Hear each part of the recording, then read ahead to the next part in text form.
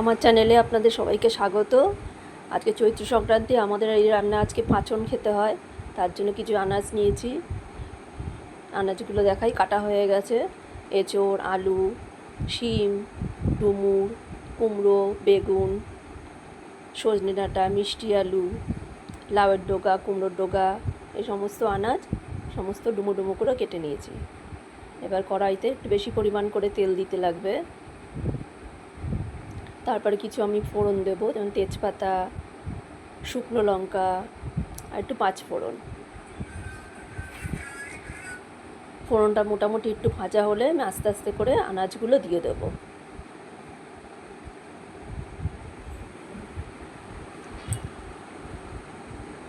প্রথমে একটুখানি দিলাম এঁচোড়, এটা একটু ভাজা ভাজা হলে বাকি আনাজগুলো আস্তে আস্তে করে দেবো।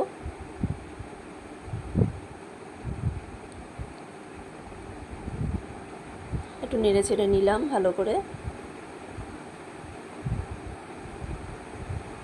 এবার আলুগুলো দিয়ে দিলাম।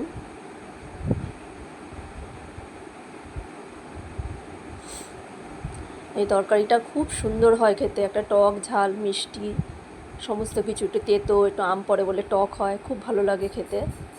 ভাতের সঙ্গে রুটি বা তরকারি, রুটি বা পরোটা, যার সাথেই বলুন সব কিছুর সাথেই ভালো লাগে। এবার ডাঁটাগুলো দিয়ে দিলাম, লাউ, কুমড়োর ডগা, ডাঁটাগুলো দিলে ভালো লাগে খেতে।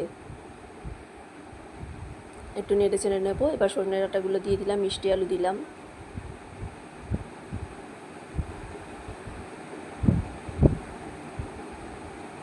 একটু নেড়ে চেড়ে যতক্ষণ না ভাজা হয় একটু ঢাকা দিয়ে দেবো, আস্তে আস্তে মজবে, তারপর আমি মশলা দেব। নেড়ে চেড়ে একটুখানি ঢাকা দিয়ে দেবো। এখন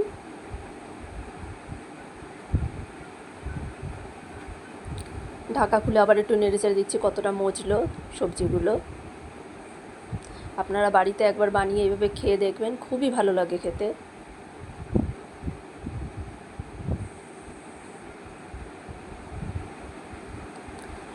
এবার দিয়ে দিলাম কুমড়ো, বেগুন,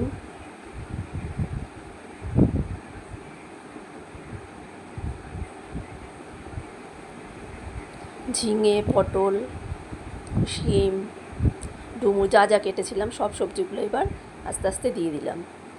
দিয়ে একটু নেড়ে চেড়ে আবার একটু ঢেকে দেবো যতক্ষণ না সবজিগুলো একটু মজে আসছে।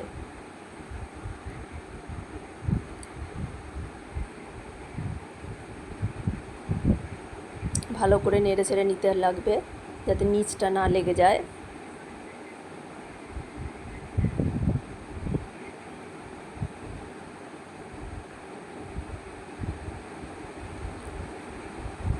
এবার কাঁচা লঙ্কা দিয়ে দিলাম, একটু ঝাল ঝাল হবে তরকারিটা, ঢেকে দিলাম। এইদিকে আমি একটা বাটিতে গুঁড়ো মশলা কিছু করে নিচ্ছি, তার জন্য 2 চামচ হলুদ নিলাম, 2 চামচ জিরের গুঁড়ো, আর নুন আর চিনি আপনাদের স্বাদ মতো আপনারা নেবেন।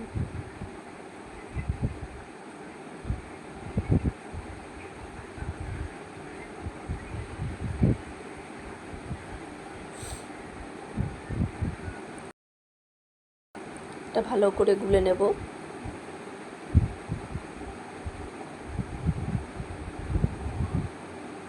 এদিকে মশলাগুলোটা আমার মোটামুটি কমপ্লিট হলো। ওদিকে তরকারিটা এবার দেখবো কতটা মজেছে। মোটামুটি মজে এসছে, ভাজা ভাজা হয়ে গেছে। এবার আমি মশলাটা দিয়ে দেবো। এই তরকারিতে কোনো জল লাগবে না, শুধু মশলা দিয়ে আর মশলা বাটি ধোয়ার জলটা দিলেই সবজির জলেই সবজিগুলো মোটামুটি রেডি হয়ে যাবে, কোনো জল দেওয়ার দরকার নেই। একটু নেড়ে চেড়ে আবার ঢেকে দেবো।